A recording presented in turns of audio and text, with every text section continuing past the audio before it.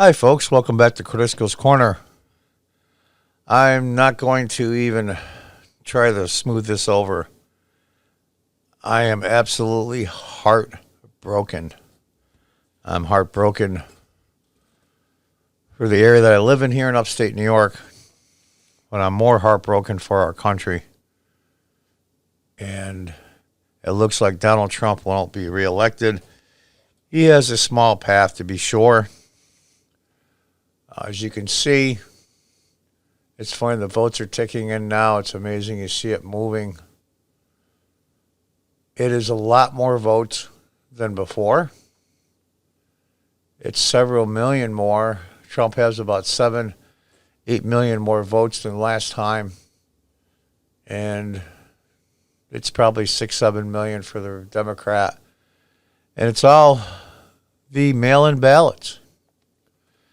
And I'm not implying that there was any chicanery, even though there probably was. There's just so many people involved. You're going to find somebody that does something they shouldn't do. Did it have effect on this? I really don't know. But I do know this. The coronavirus caused the Democrats, and I'll tell you, it was smart strategy, to scare the bejesus out of everybody, more than necessary, to make them vote by mail. Now, John, you're saying, well, that just brings more people in to vote. Well, be honest with you, as a citizen of the United States, I consider it almost an obligation to vote. Now, here's the problem. Today's society, nobody wants to spend 10, 15 minutes in line. It's all, now. Everything is instant gratification. You just take the time to go down and stand in line and vote. Been doing it for decades and decades and decades, and this shouldn't be any different. But the type of people that didn't vote normally, even the ones that were registered, I've run a public office here many times in upstate New York. I'm a former city council member. I've run in 5 elections. You got a whole bunch of people that are registered, let alone not registered, and the registered people, not a huge percent vote, oddly enough. So what's happening is, the difference was, I think, that people that don't give a damn, they may be registered when they got to renew their driver's license or whatever reason, or there was a registration drive they were at in a mall somewhere, or, well, if there's any malls left. You know what I mean. And they signed up, and they really very rarely vote. Now, that's the type of person now, they can just sit at home on their butt, not give a damn about their civic duty or their civic responsibility, or even deciding who the best candidate is. Now they just get out a piece of paper and put a stamp on it and give it to the mail guy. Easy peasy. You can sit in your underwear and do it. So millions of people that really don't give a damn about our country and where it's headed got to vote. Now you're saying, well, John, they're citizens. They got it right. Yeah, you're right. They do. But show a little effort. Show a little responsibility.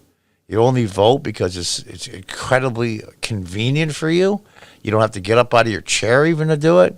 No, those aren't the people I want deciding who the leaders of my country are. They could care less one way or another. That couldn't even take the time or the effort to even ask for an absentee ballot and haven't voted in 6, 7, 8 years, are still registered, and they get to vote now with the cost of a postage stamp. What is it, 55 cents now, whatever the hell it is? And those are the millions that didn't care before. Do you really want people that don't give a damn to vote? Well, obviously the Democrats love it because they won, or it looks like they're going to. And I'll be honest with you, Trump had his faults. There's no question. He had some huge character flaws. But the guy knew what the hell he was doing.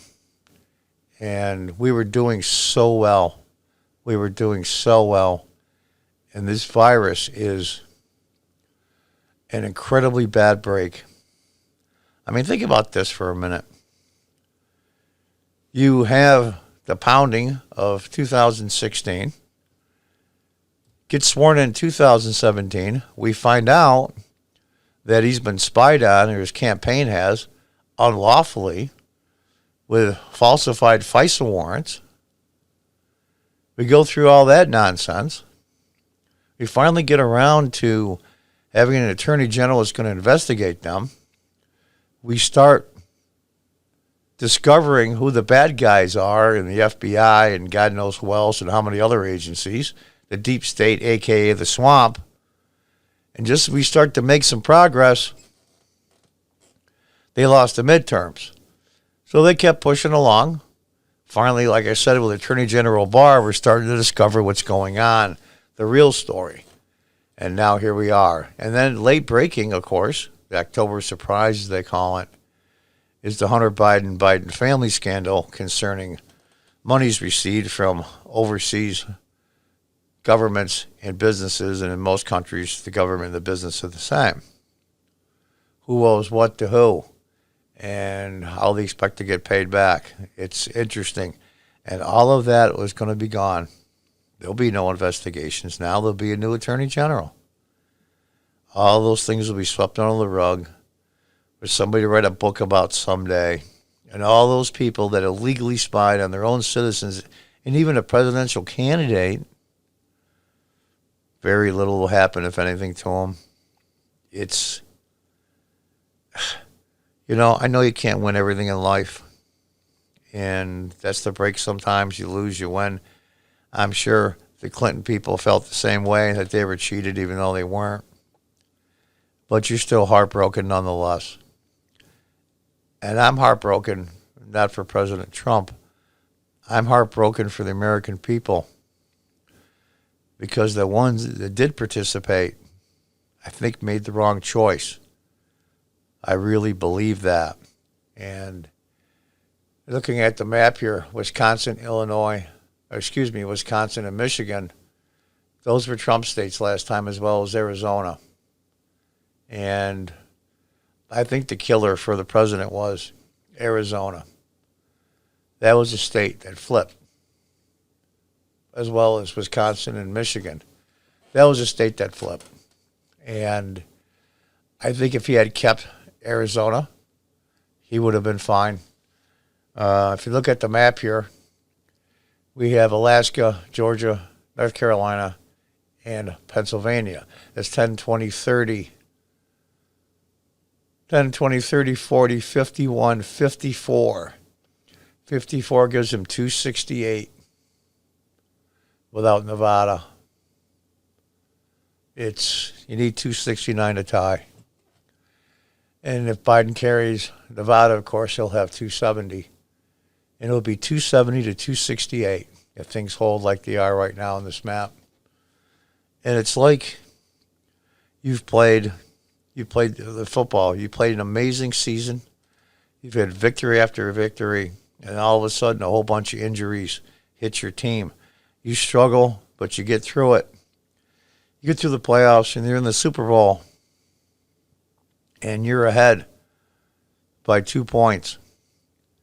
And the opposing team throws an 80-yard pass. And with 2 seconds left on the clock, they kick a field goal to win by 1. That's what it feels like.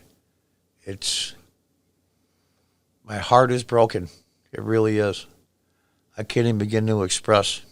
I'm not articulate enough, I don't think, to express the words I'm looking for to even begin to tell you how heartbroken I am. But that's the way it goes. I think this mail-in ballot stuff is a huge disaster. And, of course, you're going to be pushing that. We'll see what happens in the courts, but I put Trump's chances at less than 10%.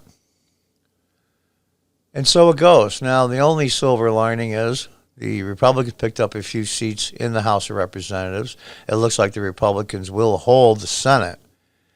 And I just got a phone call a few minutes ago from Congressmember Tenney, I should say former Congressmember Tenney, Claudia Tenney, New York's 22nd, who lost 2 years ago to Anthony Brindisi here in upstate New York. The district runs basically from Binghamton all the way through to Utica. And she called me. I congratulated her. She ran a damn fine campaign. She's about 20,000 votes ahead, so she should be able to hold it even if some nonsense happens, which always does, especially with Democrats in New York. They're the worst. I shouldn't say that. California Democrats are probably worse. But anyway, folks, here it is. And I wasn't going to do an episode today. I was too upset, but I thought to myself, you know what? You just got to pull yourself up and you've got to move on and get through it till the next time. So I'm a new podcaster. This is a awful way to start out, especially being a huge Trump supporter. But sometimes you're the pigeon and sometimes you're the statue. And so now we really start to really go after these progressive and leftists. Not the liberal Democrats. They're fine. It's these far left progressives. They're the problem. And we'll see how Biden and his people handle them. Or I should say how Kamala Harris handles them, because she's really going to be the president. And that's the way it is. You don't have to like it. You know, it's like, it's just things that happen sometimes, and sometimes life breaks your heart. Anyway, folks, that's me today, and my opinion of the final pages, so to speak, in the book of the Trump presidency. I appreciate everyone listening, and thank you for your attention. And until next time, and I mean this more than ever, good night and good luck.